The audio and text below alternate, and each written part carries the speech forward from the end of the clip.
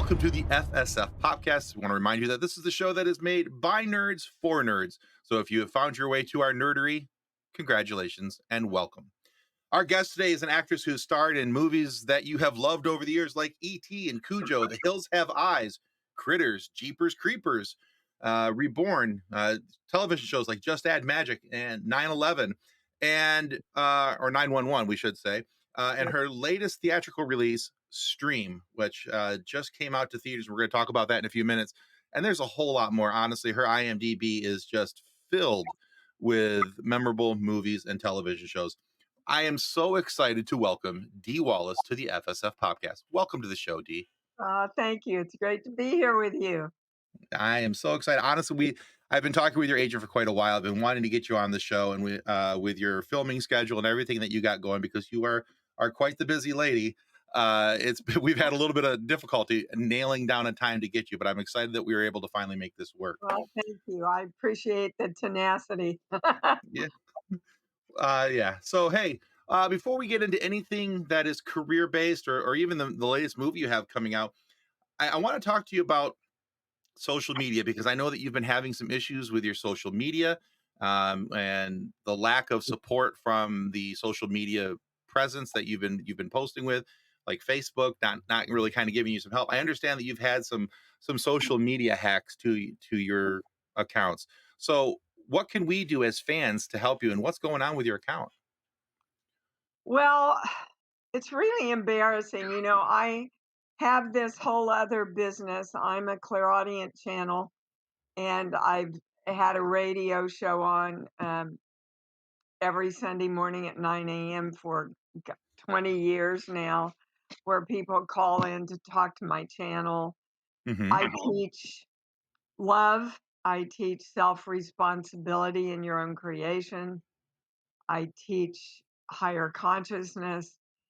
And these people got to me, these people who hacked my Facebook account. Um, and they said, "Oh, look, we see you're going to be on such and such show. We want to help you promote it, and we want you on our show. We'll pay you Oh for it." boy. And so I even got online with my assistant and spoke with them. They had Tony Robbins' logo at the bottom of Hmm. uh, their email or whom I was talking to. Um, they just snowed all of us, and that led to them taking over my Facebook. That was months and months ago. They're posting pornographic things Oh on. no. We cannot get Facebook to help us. We can't even get anybody to connect with us from Facebook. It's totally irresponsible. I can't believe that our government is allowing this to happen either. I've actually paid a professional person who has had great success in the Hmm. past getting hacked accounts back. They can't get anywhere.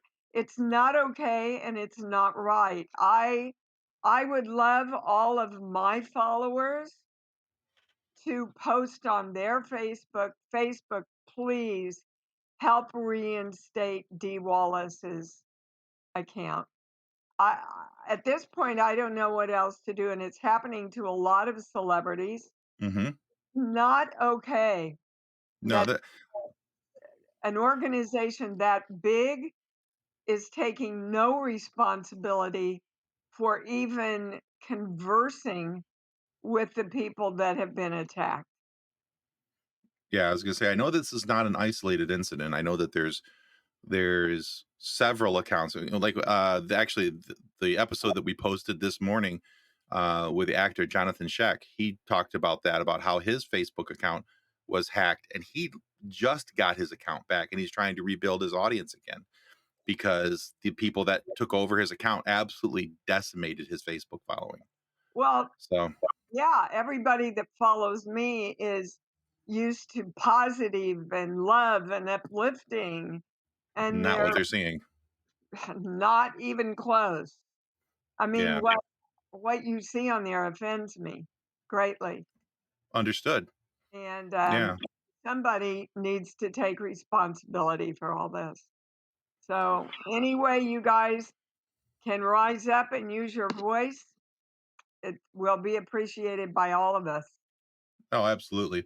Yeah, I know that Facebook is awfully hard to to converse with. There are so many layers that you have to get through in order to get to a living, breathing human being instead of an AI response.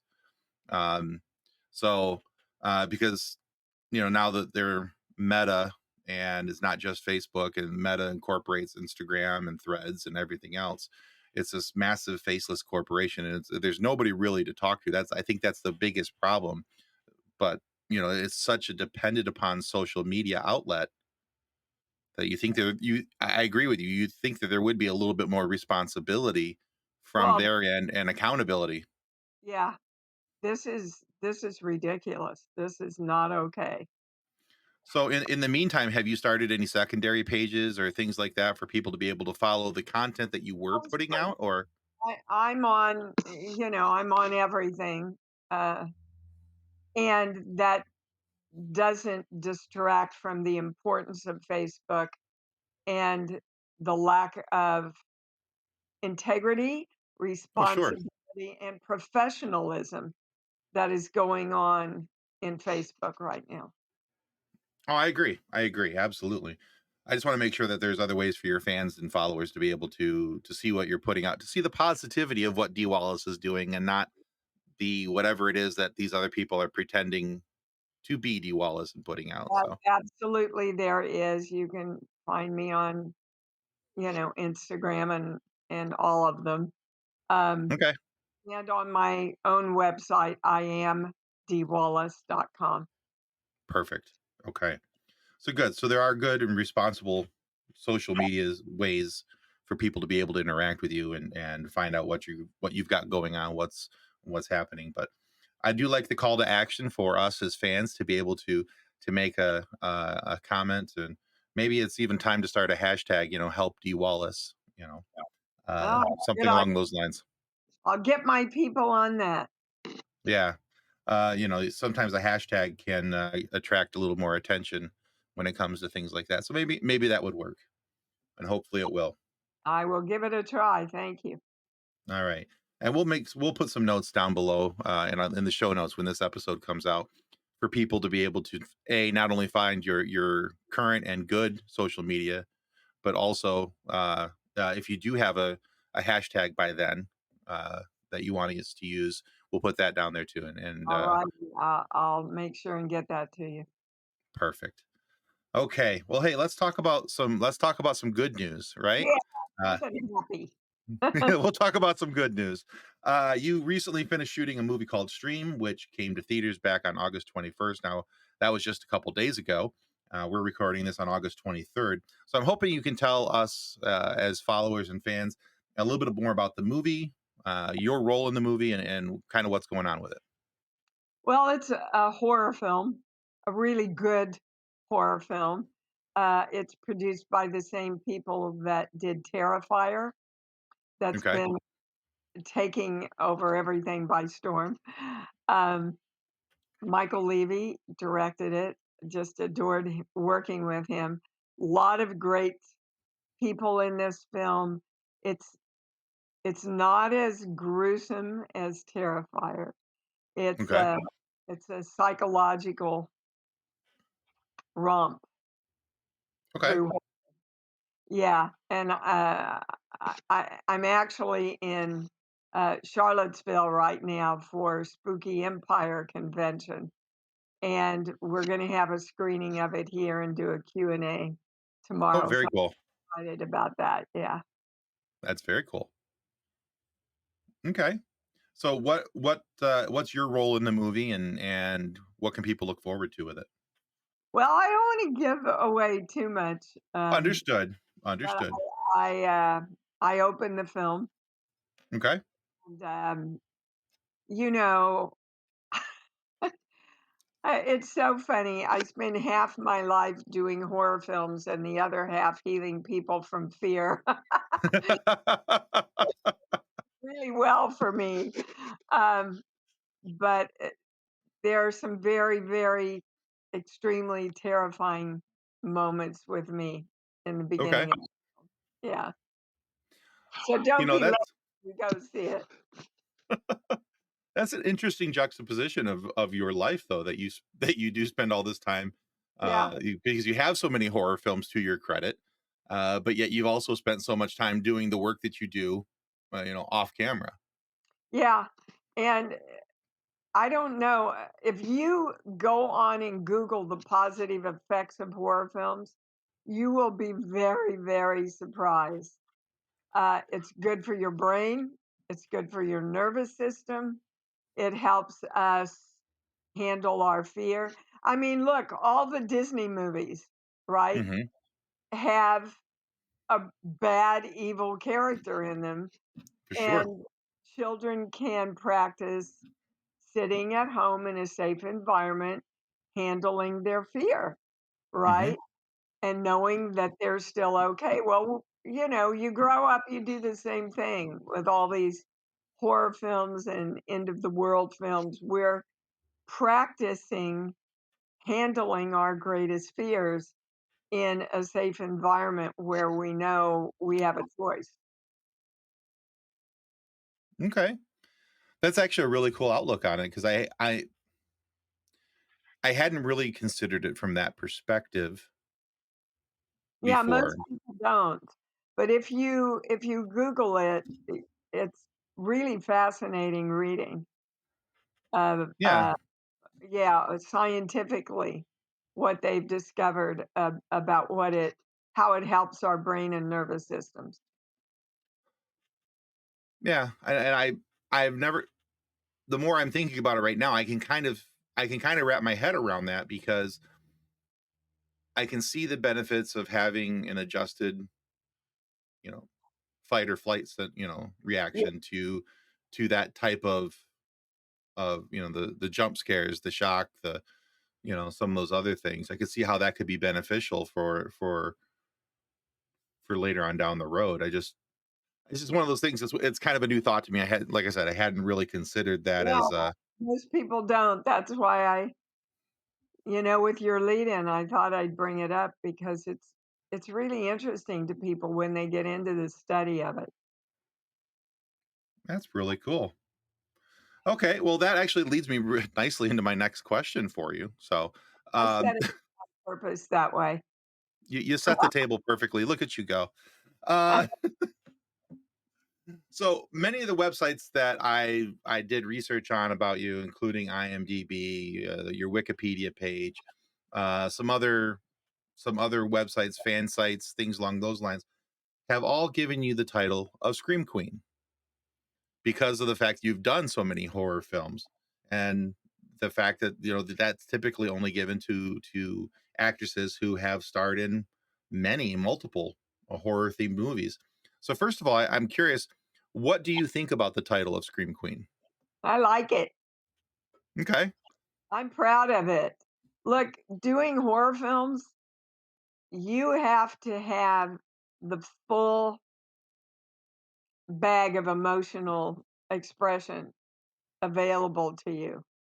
Okay. Um, Look at the movie The Frighteners. Hmm.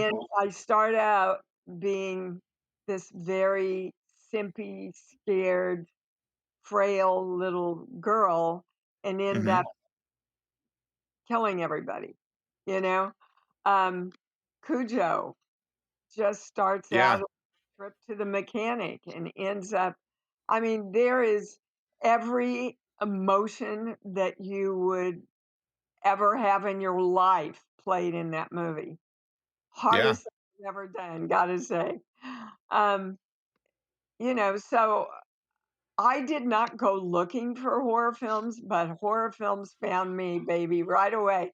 It's funny, here we are again. The first film I ever did was a religious film called Okay. All the King's Horses, and then I went right into The Hills Have Eyes. funny about that with me. But I love playing big emotional arcs, and I love playing truthful emotions. And Okay.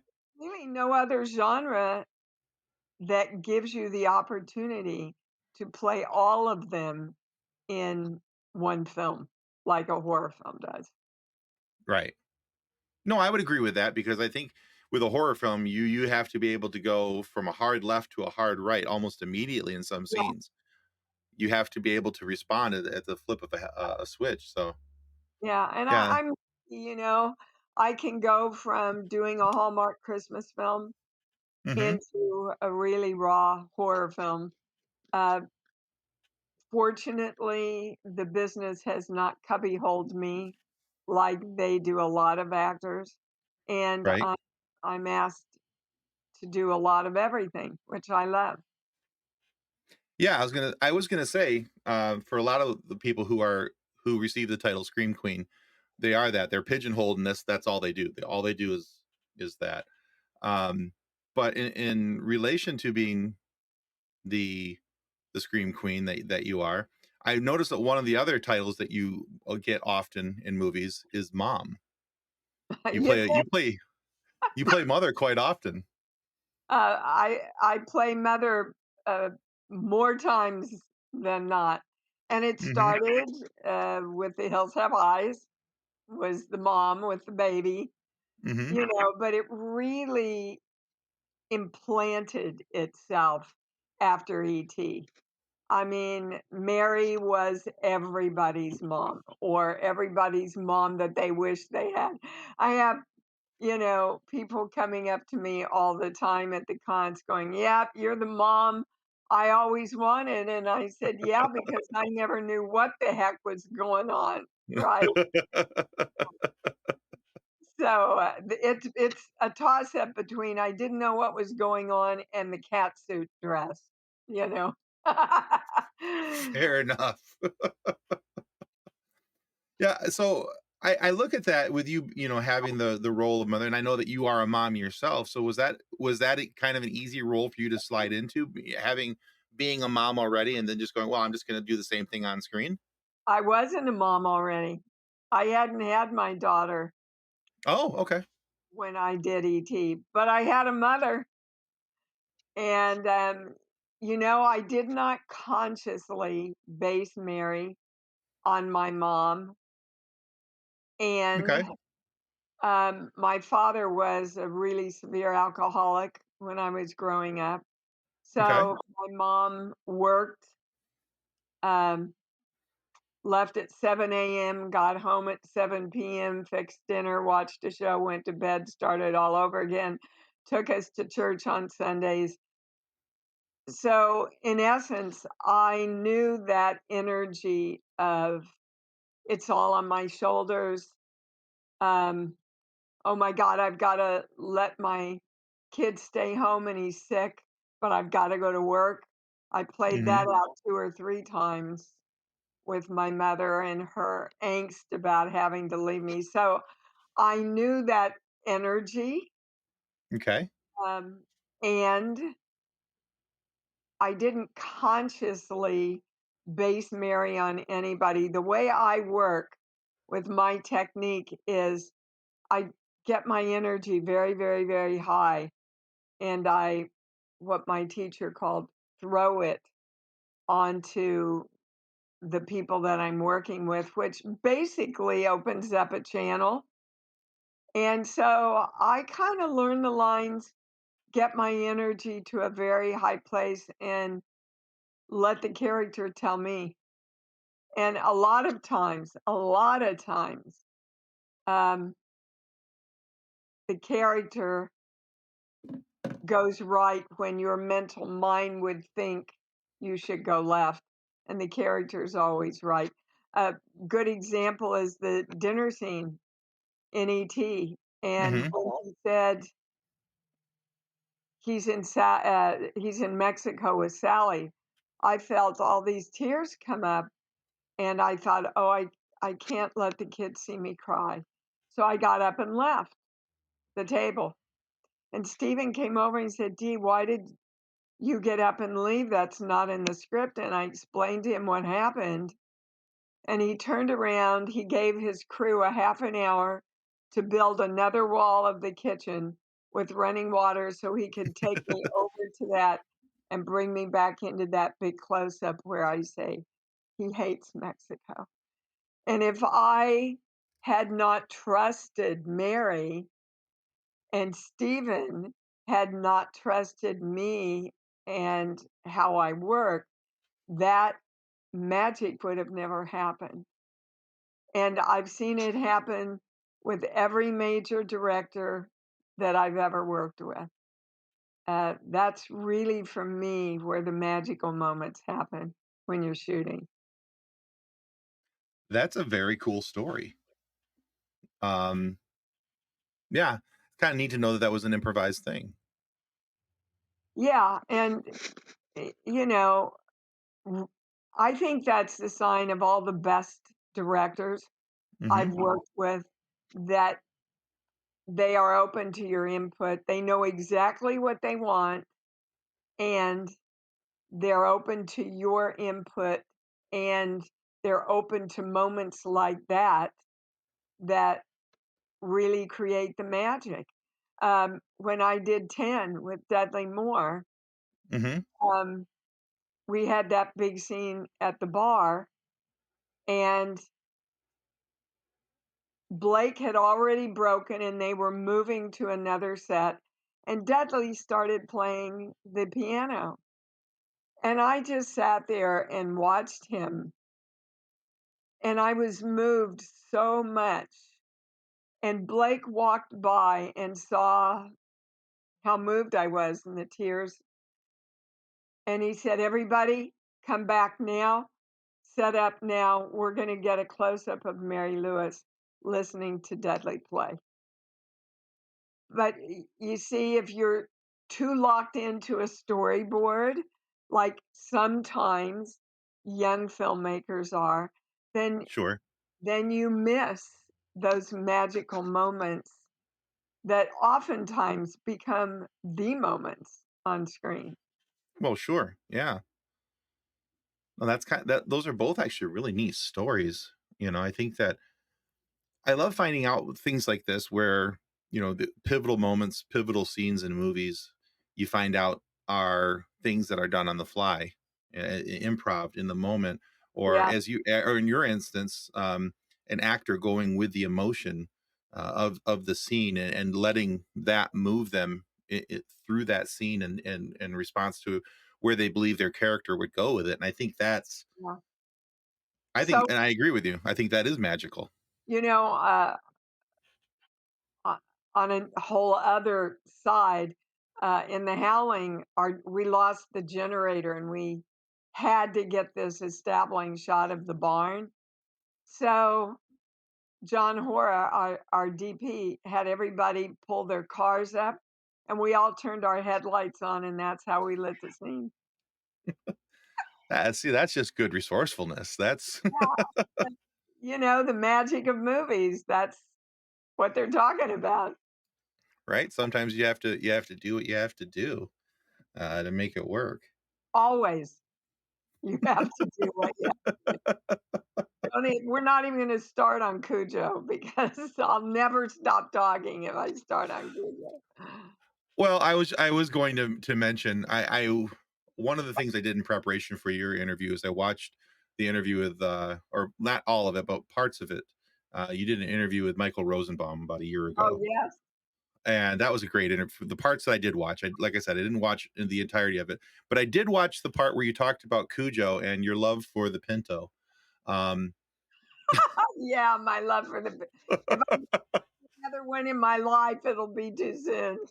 yeah, yeah, because I think it's interesting for people who aren't on movie sets and who don't understand what you as actors do on a day-to-day basis. It is really interesting, and Michael broke this down for me, or for all of us rather, that the half of the movie was filmed out in the world, and then the second half is all in the car. And Yeah, you don't really think about that until somebody says it, and you go, "Oh yeah, he's right." that whole second half of Cujo is basically you and Yeah, Danny Pintaro in the car trying not to get eaten by this Saint yeah, Bernard. it's relentless, and, they treated me for exhaustion for 3 weeks after that film. It's I my believe that. favorite film, by the way, of mine, because I just gave every ounce of everything I had to that film. Yeah, I can believe that. I can see how that film would be a very emotionally taxing, exhausting Yeah, experience. and, people don't understand that your body and your brain do not know you're acting. So, when we get Oh, ourselves yeah. uh, those emotional states, it really is like we are in fight or flight for 10 weeks. So I blew all my adrenals. I'm still on adrenal supplements. What we do for our craft. But I Right? look at that film and I am proud that every moment is real and comes from a visceral place, not from here. There are 2 movies, from my youth when I was growing up that scared, well, 3 movies scared the ever living daylights out of me. One of them was the movie Jaws. Yeah, Uh, one of them was the movie Arachnophobia. I still don't like spiders. Uh, me either. and the other was Cujo. Cujo scared the ever living daylights out of me as a kid, and it Well, took me a while to realize that not all dogs were gonna pin me in a car. yeah, So, there were 18 dogs that played Cujo, and they were all okay. trained to go after toys. They were the sweetest things. Oh, sure. Um, we actually had to tie their tails down because they were wagging them all the time. Every scene you see where we're in an emotional distraught, we probably shot, 10 to 20 times, and, when you're in the scene with the noise of the dog and, Mhm. your energy and committing to the emotion of the scene, during shooting, we were scared, and we were never scared of the dogs. Right. I'm just now picturing the dog going after the side of the car, but, the tail. Yeah, they actually left 2 or 3 shots in with the wagging tail because they thought it made it look even freakier. Well, yeah, like the dog was happy to be attacking, so yeah. Yeah, like, "Oh, I'm gonna get you." Yeah. Huh. No, I that's a cool little note. I didn't know that about the tail, so that's fantastic. Um, that amuses me greatly, especially because I don't have a Saint Bernard, but I have a pit bull, and everybody's always afraid of pit bulls. With everything that's been in the news Yeah, I over the know. last 20 years, everybody thinks that pit bulls are horrible dogs. And she's about the sweetest thing on the face of the planet. Mhm. Wants to think that she's a big scary pit bull, but she's afraid of her own shadow. But her tail just is always going. And Yeah, so that was the first thing I thought of as soon as you said the thing about the tail, because that would be her name is Mia. That would be Mia. She'd be sitting up on the edge of the couch, looking out the window, barking and growling at everything walking past the house, but her tail's just yes, that's what mine does too. But that's boy, if I'm there, she'll bark and she'll growl Mhm. and her hair will go up. But if I'm with her, she would never hurt anybody. Oh, absolutely. If somebody Yeah. comes in the house when we're gone, that's another story. Well, that all bets are off then. That's Yeah. so what I'm worried about with Mia is that she would think that people like, "Oh, you found the code. You know how to get in the house. All right, well, welcome. The television's over there." So Oh, uh I don't so think freedom I don't know because it's never happened, so right? All right. So here's a question that a lot of times I like to ask at the beginning of the interview, but I'm actually glad that I'm asking it at the towards the end of the interview because we've talked a lot about your the things that you put into your movies. The You talked about, not consciously making Mary from ET after your mother, and you talked about some of those life experiences. So I'm curious because, I said at the outset of the interview that this is a show made by nerds for nerds, and as nerds, we love a good origin story. So, in the story of Dee Wallace, what prompted you to look at a career in the arts? My mother. Yeah. My mother was a secretary by trade, but Okay. she was an amazing actress who performed all around Kansas City for the mayor, and she was very active in our church. She would give Okay. 30-minute monologues about the crucifixion and the birth, and she every year would produce and direct the Christmas story at our church. And I started out as baby Jesus and ended up as Mary. That's how long we did those plays. But I can remember distinctly sitting in a pew. I was around 8 years old, and I was watching my mother perform this very dramatic, what they called readings back then. We call them monologues. Hmm. And I looked around, and people from 4 states would come to watch my mother do this. And Oh I looked wow. down, and all these grown people were crying. And I thought, "Oh, I wanna do this. I wanna move people like my mom does." And, um, my mom and dad somehow, they got me with a modeling agency. Somehow I became the imperial margarine princess. Remember the people Hmm. back in the day and they'd pop the crowns on? Well, Yep. I was the princess, and then I became the Dell Comic Queen and did all of the publicity with Walt Disney and Dell Comics, which was a subsidiary of Disney. So I Hmm. got trained pretty early, and we were very, very poor. My mother bartered her writing and um, acting talents with my dance teacher so I could get dance lessons. Uh, Started me playing the violin at school at a very early age. So she was just very, very focused on the arts. And I was just kind of a natural, really. Nice. Yeah.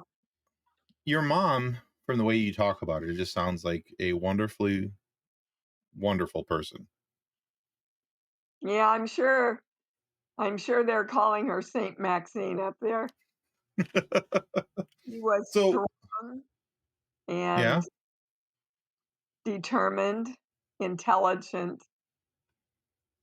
and I grew up watching her help hundreds and hundreds and hundreds of people. She started Cancer Action Okay.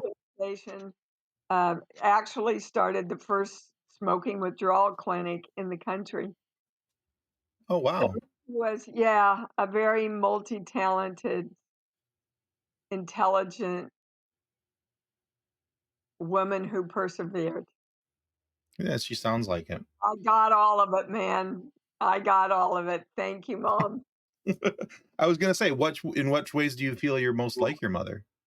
Is there one thing where you specifically say, "I Um, know I got that for sure from mom"? my kindness Your and kindness? wanting Okay. to help people, which is,